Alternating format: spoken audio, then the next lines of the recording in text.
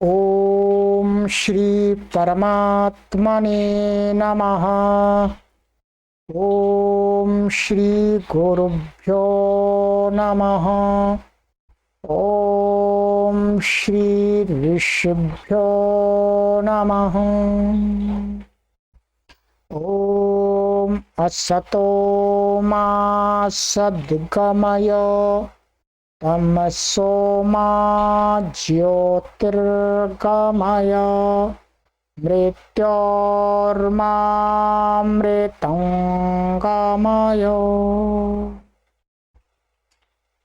सर्वेभ्यो नमः।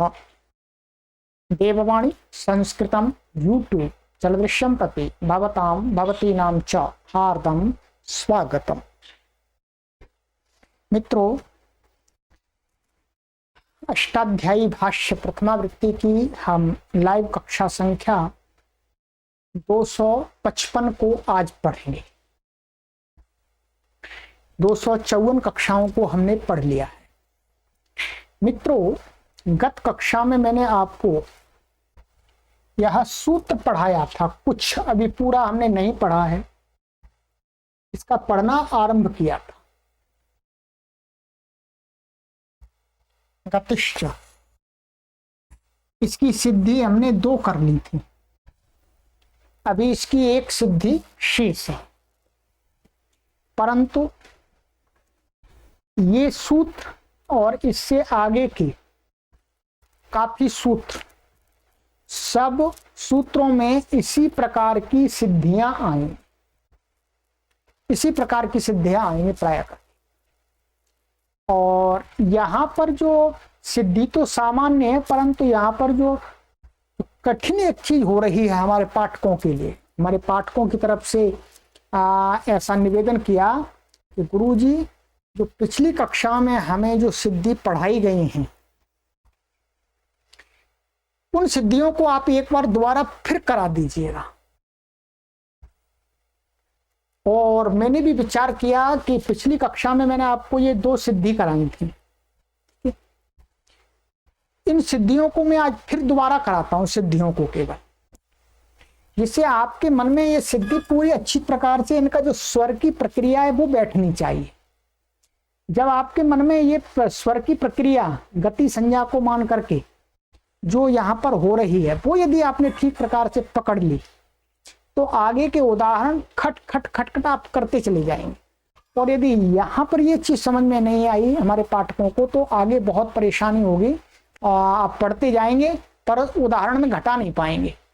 ठीक है, तो इसलिए मित्रों, आप सभी पाठकों के हितार्थ और पाठकों के निवेदन पर मैं आज फिर इन 2 सिद्धियों को पुनः आपको कराता हूं। आप ध्यान से सुनिएगा। मैं हो सकता है आज इन सिद्धियों को ही कराऊंगा इस कक्षा में। ठीक है, फिर अगली कक्षा में ये वाली सिद्धि कराऊंगा। बहुत धैर्य के साथ यहाँ पर ही हमको चलना पड़ेगा, क्योंकि ये प्रकरण हमको ज्ञात है। जब हमने पढ़ा था तब हमको भी बहुत कठिन लगा था, और ये कठिन इसलिए लगता है कि थोड़ा सा अलग प्रकार का है। इसमें आगे के सूत्र लगते हैं, 6वें अध्याय के, 8वें अध्याय के, इन सूत्रों को हमने पढ़ा नहीं है। ठीक है, तो आइएगा, मैं आज फिर दोबारा आपको प्रकृति की सिद्धि समझाता हूं, और यहां पर स्वर लगा के दिखाया है, स्वर भी लगा करके बताऊंगा। ठीक, आइएगा, चलिए। यहां पर पीछे परिशिष्ट में मित्रों, ये यहां सिद्धि दी थी प्रकृत्य की सिद्धि 1:1:55 में हमने की हुई थी। ठीक है, स्थानीय वदादेशो अनल विधौ, उस सूत्र पर हमने की है। गति संज्ञा होने से इसमें क्या हो जाता है, कुगति प्रादयः से समास हो जाता है। एक तो ये प्रयोजन है। फिर दूसरा प्रयोजन यहाँ पर गुरुजी ने इसमें स्वर का भी दिखा दिया है। स्वर का मैं समझा दूंगा, यहाँ है नहीं। ठीक, पिछली कक्षा में भी मैंने आपको समझाया है। तो अब हम इसकी सिद्धि पर चलते हैं। पहले ये सिद्धि यहाँ पर की हुई थी, देखिएगा, फिर आदेश में थी ये, स्थानीय वदादेशो अनल विधौ में। ठीक है, यहां पर देखिएगा आप, डुक्री धातु थी, सिद्धि बिल्कुल ऐसी की ऐसी रहेगी। ठीक है, मोटा मोटा देखेंगे। क्रिय धातु समान कर्तकयो पूर्व काले से, इसमें यहाँ पर कत्वा प्रत्यय आ गया, ये कत्वा का त्वा बचा, प्रक्रि प्र भी जोड़ दिया, और यहाँ पर कुगति प्रादयः क्या हुआ, कुगति प्रादयः से क्या हो गया है, समास हो गया,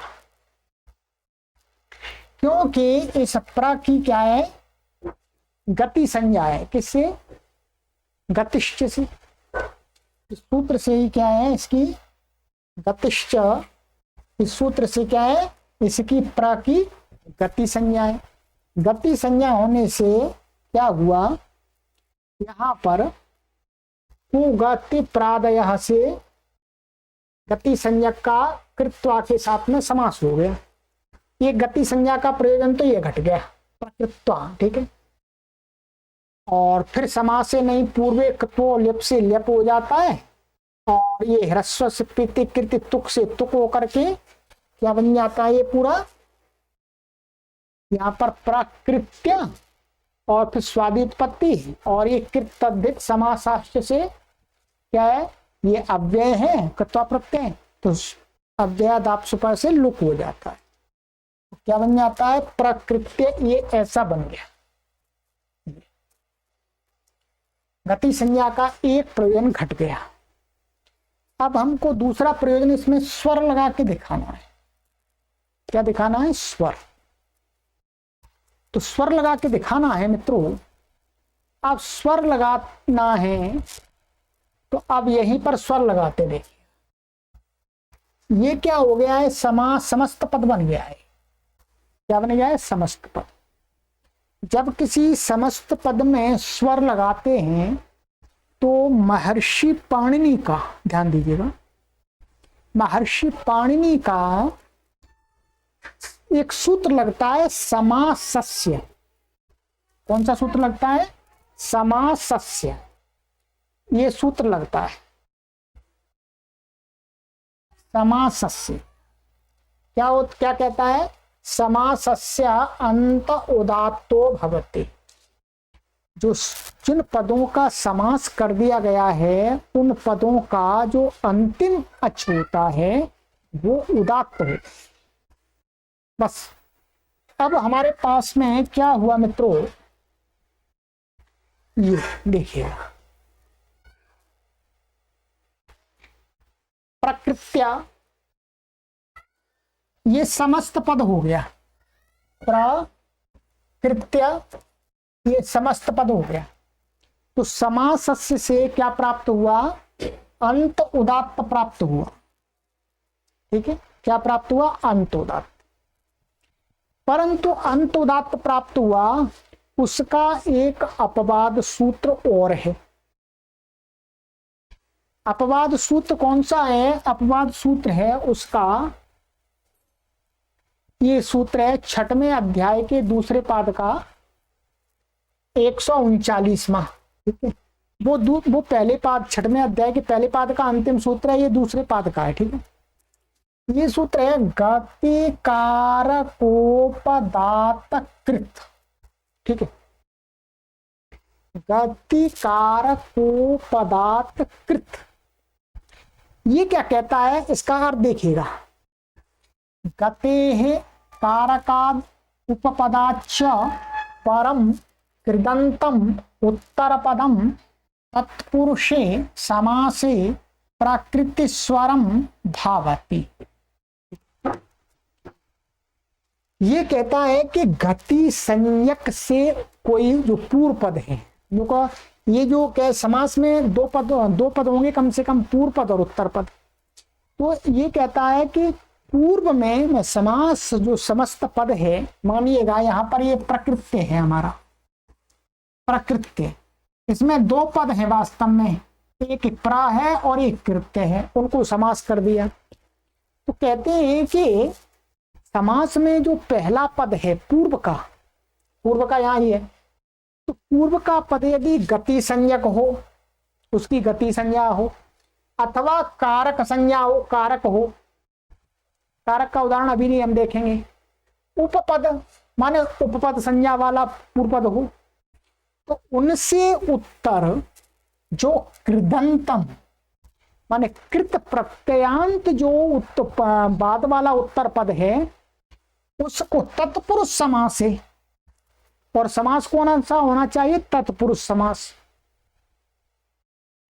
तो उसमें क्या है, जो उत्तर पद है उसको प्रकृति स्वर होता है, प्रकृति स्वरम भवती, माने उत्तर पद का स्वर होता है, पूर्व पद का स्वर नहीं होता है, ना पूरे का इकट्ठा होता है। समास से एक साथ पूरे का एक स्वर प्राप्त हो रहा था, इसने मना कर दिया। अब ये सूत्र यहां कैसे घटेगा?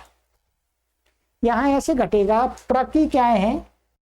गतिश्च से गति संज्ञा है, गति संज्ञा, और ये पूर्व पद है यहां पर, और ये कृत्य उत्तर पद है। ठीक है, अब गति संज्ञक से उत्तरीय उत्तर पद है, और ये कैसा है? कृदंत भी है, क्योंकि ये कत्वा प्रत्यय था। कत्वा प्रत्यय कैसा है? कृदतिंग से कृदंत है, माने कृत संज्ञक है, और इसके स्थान में जो ल्यप हुआ है वो भी कृत माना जाएगा।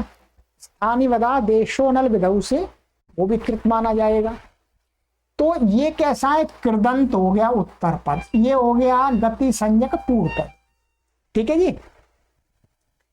अब इसने कहा कि भाई समासस्य का ये अपवाद है, तो अपवाद पहले लगेगा। समासस्य लग रहा था परंतु इसने रोक दिया। ठीक है, रोक दिया। अब रोक दिया तो अब इसकी गति संज्ञा होने से क्या हुआ? इसका स्वर प्राप्त हुआ। किसका? इसका, कृत्य का। कृत्य का स्वर क्या है? सरल है। देखिए इसमें क्या था? क्री धातु थी और ये कत्वा प्रत्यय था, और कत्वा को क्या हो गया है? ल्यप हो गया है। यही हुआ है, यहां पर दिखा भी है।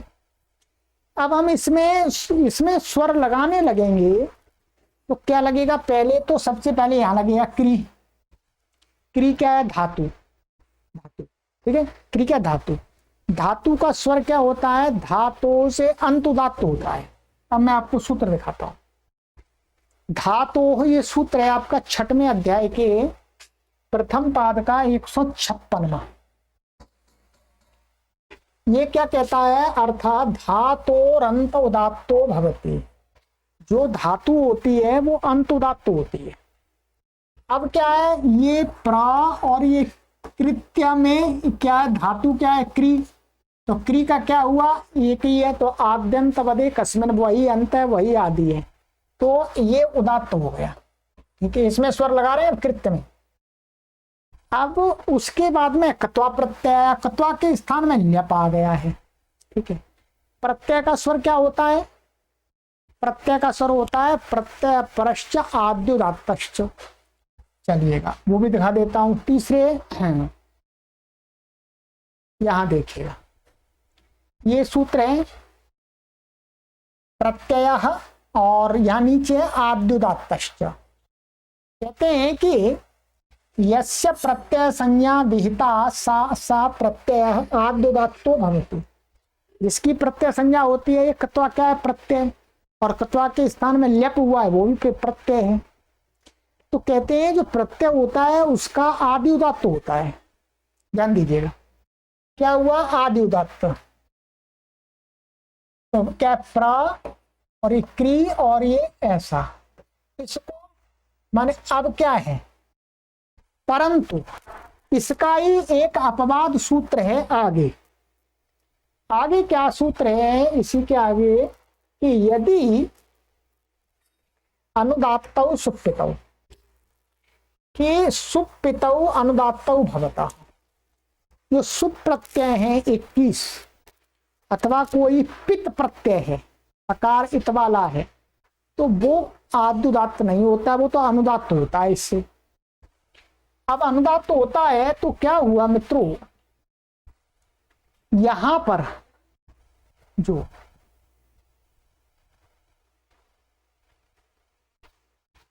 ये प्रा और ये क्री, क्या ये उदात्त था, यदि इसको उदात्त प्राप्त हो जाता तो ये हट जाता, परंतु इसको क्या हो गया, अनुदात्तो सुप्तौ से ये ल्यप था, ये क्या ल्यप आदेश हो गया, ये पित है, पित होने से क्या है, ये अनुदात्त हो गया। ठीक है, अनुदात्त, ये उदात्त रह गया। ठीक है जी, उदात्त हो गया। अब हमारे पास में क्या स्थिति बन गई, प्रकृत्या। ध्यान दीजिएगा, इसका स्वर है ये अनुदात्त हो गया। ठीक है, अब इसका स्वर अभी नहीं लगाएंगे, इसका भी लगाएंगे। ठीक है, ये अब क्या करेंगे, अब आगे चलेंगे। अब कहते हैं अनुदात्तम पदम एक वर्जम, ये पूरा एक समस्त पद है। अब यहां पर क्या करेंगे, यहां पर ये सूत्र लगेगा आपका, ये वाला 6वें अध्याय के प्रथम पाद का 152वां सूत्र, अनुदात्तम पदम एक वर्जम। ये क्या कहता है, स्वर विधि विषयकम परिभाषा सूत्रम इदम यस्मिन् पदे यस्य उदात्तः स्वरितः वा विधीयते तम एकम अचम वर्जयित्वा तस्मिन् पदे वर्तमानाः अचः अनुदात्ता भवन्ति। जिस शब्द के अंदर एक उदात्त कोई कर दिया गया है या स्वरित कर दिया गया है, उसको छोड़ करके बाकी के सभी अच क्या हो जाते हैं, अनुदात्त हो जाते हैं। तो अब क्या था हमारा, ये था प्रकृत्या। अब यहां पर ये तो उदात्त हो गया था, उससे वह गतिकार को पदार्थकृत के सहयोग से हुआ है। ठीक है, अब ये प्राकृत्या, अब ये इसको छोड़ करके बाकी के ये तो अनुदात्त था, फिर भी इसको दोबारा अनुदात्त हो जाएगा। बाकी के दो अनुदात्त हो गए इस सूत्र से, अनुदात्तम पदम एक वर्जम। ठीक, अब यहां पर अब लगेगा आगे, अब आगे एक सूत्र है उदात्ताद अनुदात्तस्य स्वरितः। 8वें अध्याय के, यह 8वें अध्याय के चतुर्थ पाद का 65वां सूत्र है, उदात्ताद अनुदात्तस्य स्वरितः। ये क्या कहता है, उदात्ताद उत्तरस्य अनुदात्तस्य स्वरितादेशो भवति, कि उदात्त से उत्तर अनुदात्त को स्वरित हो जाता है। अब यहां पर हमारा क्या था, क्री और ये त्या। ठीक है जी, ये क्या हो गया, ये तो अनुदात्त है, ये उदात्त था। अब इस उदात्त से पूर्व में नहीं, उदात्त से उत्तर ये अनुदात्त था, इस अनुदात्त को इसने क्या कर दिया, स्वरित कर दिया। ये अनुदात्त हट गया, स्वरित हो गया। यही स्वर लगा हुआ है, यही स्वर लगा हुआ है। चलिएगा देख लेते हैं, देखिएगा यही स्वर लगाया हुआ है यहाँ पर, प्रा का अनुदात्त है, और क्री ये यहाँ पर जिसका चिन्ह नहीं लगाते हैं वो उदात्त माना जाता है। तो हम पढ़ाते समय इसमें क्रॉस का ऐसा चिन्ह लगा के आपको बताते हैं कि ये उदात्त है और ये स्वरित है। ठीक है, बस इतना ही समझना है। अब मुझे पूरा विश्वास है कि मेरे पाठक अब इस सिद्धि को अच्छी प्रकार से समझ गए होंगे, प्राकृत्य को। अब बिल्कुल भी मुझे पूरा विश्वास है, क्योंकि आज मैंने फिर दोबारा पीडीएफ बनाई इसके लिए, सारे सूत्रों को क्रम से। ठीक है, पहले तो मैं मौखिक बोल करके मैंने पढ़ा दिया था, और पाठकों को कठिनाई हो जाती है। बहुत सारे पाठकों के पास पुस्तक भी नहीं, और हम समझ सकते हैं बहुत सारे पाठकों की असमर्थता को कि पुस्तक नहीं मंगा सकते हैं, परंतु अब जो भी है हमारे से जितना हो सकता उतना हम कर रहे हैं। ठीक है, ये प्रकृत्य आपको आगे कृत्वा ल्यप के जो भी प्रयोग आएंगे उनमें इसी प्रकार से स्वर को घटाना है। इस वीडियो को नोटबुक पर नंबर लिख लीजिएगा इस वीडियो का, बार बार इस वीडियो का सहयोग लेते रहिएगा आगे। ठीक है, अब दूसरा से हमारी सिद्धि है प्राकृतम, ये आराम से कर देंगे, कोई परेशानी नहीं है इसमें। आइएगा, देखिएगा, प्रकृतम माने अच्छी प्रकार से किया हुआ, डुक्रिय, ठीक है, पूरा धातु है भाई, धातु है ये हट जाएगा पूर्वत। चिता, चिता माने कता प्रत्यांत का सिद्धि है, अभी ले आएंगे, इसकी धातु संज्ञा होगी धातुओं के अधिकार में। भूते निष्ठा और कतकतवतु निष्ठा से यहाँ पर कता प्रत्यय आ जाएगा, क्या आ जाएगा, क्री से कता प्रत्यय आ गया ये, और ये हट जाएगा। और फिर ये क्या है, एकाच उपदेशन दाता है, आर्ध धातु कस्सिट बलादे से इसमें एकागम प्राप्त होगा, तो सारी प्रक्रिया पूर्वत करके एकाच उपदेशन दाता से निषेध हो जाएगा। तो ये क्या बन जाएगा, कृत बन जाएगा आपका, क्या बन गया, कृत, ये बन गया कृत शब्द आपका कता प्रत्यांत, ठीक है। यहां तक कुछ भी नहीं करना है। अब यहां पर क्या है, कृत शब्द बना लिया हमने, और अब प्रा के साथ में उसका समास करना है, तो प्रसुकृत ऐसा कर लिया। अब प्रा की क्या है, गतिष्ठ के क्रिया के साथ इसका योग है, संबंध है, यहां पर माने करना और अच्छा करना संबंध हो गया। तो गतिष्ठ से इसकी क्या हो गई, गति संज्ञा हो गई, प्रा की गति संज्ञा होने से कोगति प्रादाय, कोगति प्रादाय से क्या हो गया, समास हो गया, ठीक है। कोगति प्रादाय से समास हो गया, गति संज्ञा होने से। समास होने पर क्या है, ये और सुपो धातु प्रातिपदिक माने फिर तद्धित समासाश्च, प्रातिपदिक संज्ञा सुपो धातु प्रातिपदिक से इसका लुक हो गया, क्या बना, प्रकृत, ऐसा बन गया। देखिए क्या बन गया,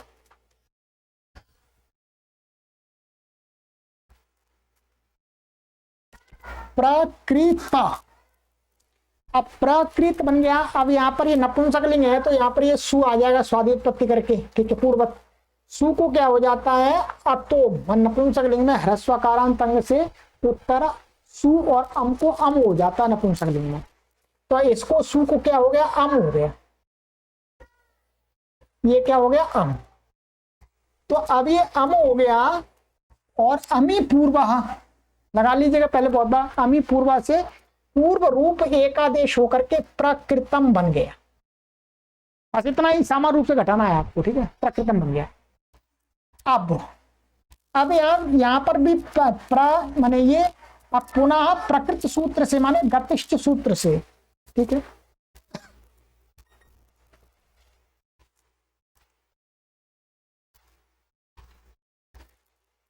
गतिष्ठ सूत्र से क्या, गति संज्ञा है प्रकृत पहले के समान। अब यहां पर भी क्या हुआ, यहां पर सबसे पहले क्या लगेगा, समास से अंतुदात लगेगा।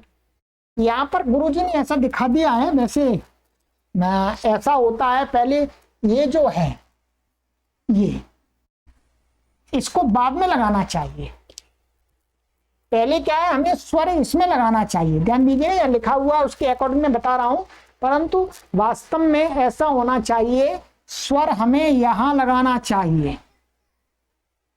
हमें स्वर कहां लगाना चाहिए, यहां पर, वास्तव में यही लगाइएगा।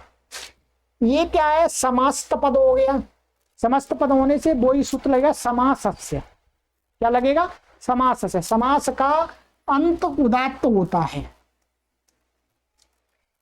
समास का अंत उदात्त होता है, परंतु उसका एक अपवाद सूत्र है।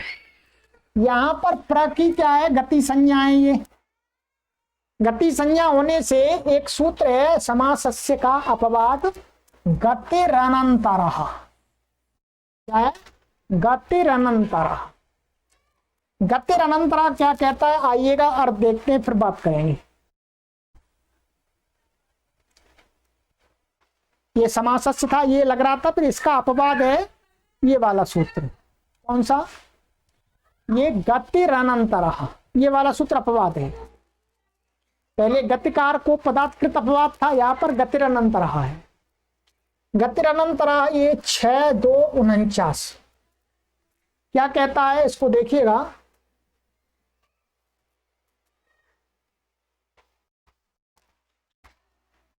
ये कहता है कि अर्थ कर्मवाचिनी कृतान्ते उत्तर पदे अनंतरो गति पूर्व पदम प्रकृति स्वरम भवति। ये कहता है कि कोई भी कृतांत शब्द क्या है? कृतांत माने कर्मवाचिनी, कृतांति माने कृत प्रत्यय किसमें आया हो? कर्म में आया हो, भाव में और कर्ता में नहीं आया हो। जो कृत प्रत्यय है वो कर्म में भी आता है, भाव में भी आता है, कर्ता में भी आता है कहीं कहीं। तो यहाँ स्पष्ट कर दिया कि कर्म में आया हुआ कृत प्रत्यय होना चाहिए। किससे? तयोरेव कृत्यक्त खलर्था से कर्म में आता है। तो क्या है? कर्मवाचिनी कृतांते उत्तर, कर्मवाची में कर्म में आया हुआ जो कता प्रत्यांत उत्तर पद हो और उससे पूर्व में पूर्व पद क्या है? अनंतर माने व्यवधान रहित, बीच में कोई व्यवधान नहीं होना चाहिए। उससे पूर्व में गति संज्ञक कोई पद हो तो क्या होता है? समासस्य से अंत उदात्त नहीं होता है। समासस्य से अंत उदात्त नहीं होता है। क्या होता है? उस गति संज्ञक पूर्व पद को प्रकृति स्वर होता है, उत्तर पद को स्वर नहीं होता है। अब ये था हमारा प्र और कृत, ऐसा हमने लिया, ठीक है, प्रकृत। इसमें ये तो उत्तर पद है और ये कत प्रत्यय कर्मवाची है और ये प्र, ये इसकी गति संज्ञा है। तो अब इसका प्रकृति स्वर माने इसका जो स्वर होगा वही होगा इस पूरे पद का। इसका स्वर क्या है? प्र का स्वर क्या है? प्र का स्वर होता है उपसा, यहां पर दिया था ये सूत्र, देखिएगा यही है, गतिरनंतरः से पूर्व पद प्रकृति स्वर प्राप्त हुआ प्रको, ठीक है। अब अर्थ उपसर्गश्चाभिवर्जम, ये क्या है? इसकी उपसर्ग संज्ञा भी है। प्रकी प्रादा उपसर्गा क्रिया योग से उपसर्ग संज्ञा भी है। उपसर्ग संज्ञा होने से क्या है? ये फिट सूत्र है।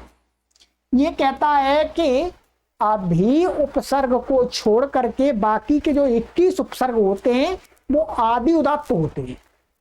कैसे होते हैं? आदि उदात्त। फिट सूत्र मैं आपको दिखा देता हूं, आइएगा।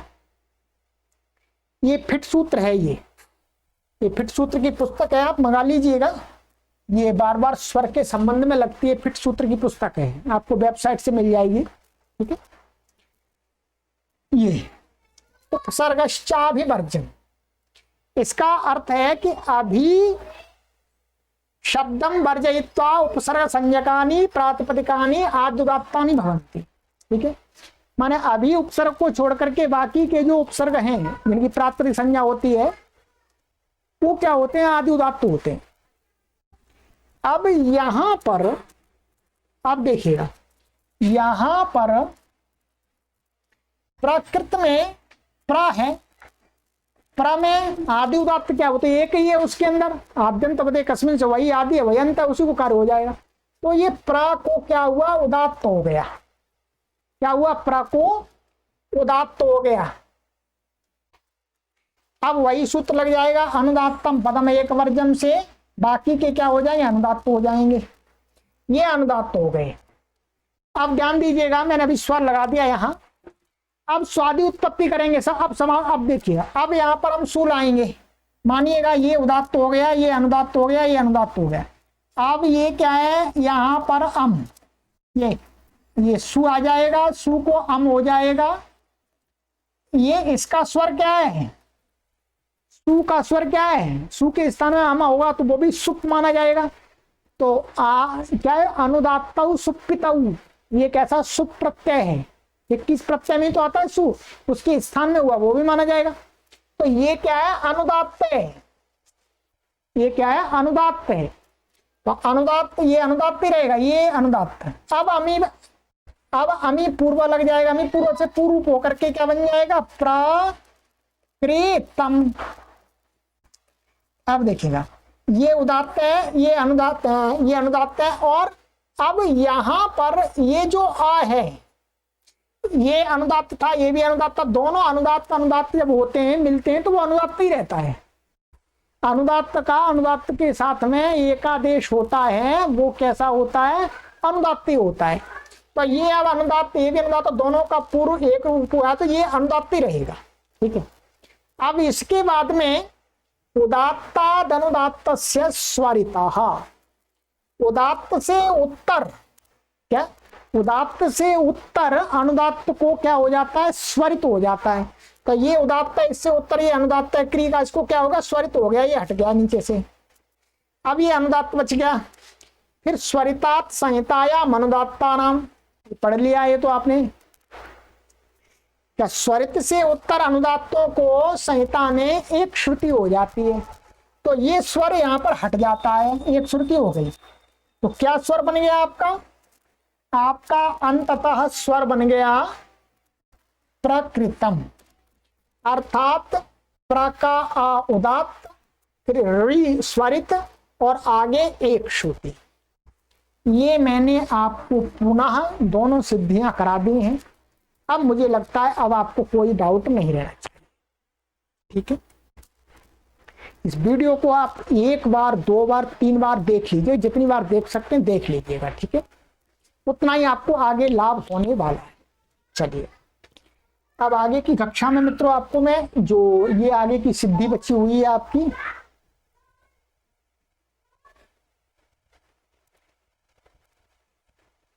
यत् प्रकरोति, इसको आगे की कक्षा में कराऊंगा और आगे सूत्र भी पढ़ाऊंगा। इसको भी अच्छे प्रकार से कराना है, इसमें थोड़ा सा जटिलता है। ठीक है, तो ये आपको मैंने, जिसको बोलते हैं द्विबद्धम सुबद्धम भवति, किसी चीज को दो बार बांधने से वो अच्छी बन जाती है तो दो बार समझाने से अच्छी समझ में आ जाती है। तो अब आपको ये पूरी समझ में आ गई होगी। ठीक है, चलिएगा, आपको समझाने के लिए मैं परिश्रम कर रहा हूं, और किस लिए कर रहा हूं, इसलिए कर रहा हूं मैं आपको आराम से पढ़ाता हूं, बहुत प्रेम से पढ़ाता हूं। और मित्रों, आप सभी से निवेदन किया जाता है कि आप सभी इस अभियान को निरंतर जारी रखने के लिए, एक तो आप इस चैनल को 1 करोड़ लोगों तक पहुंचाइएगा, शेयर करके, तब हम संस्कृत का कार्य और अधिक कर पाएंगे। और अपने जो भी आपके पास में कुछ बन पड़े उसको देते रहिएगा सहयोग के रूप में। सर्वेभ्यो नमः।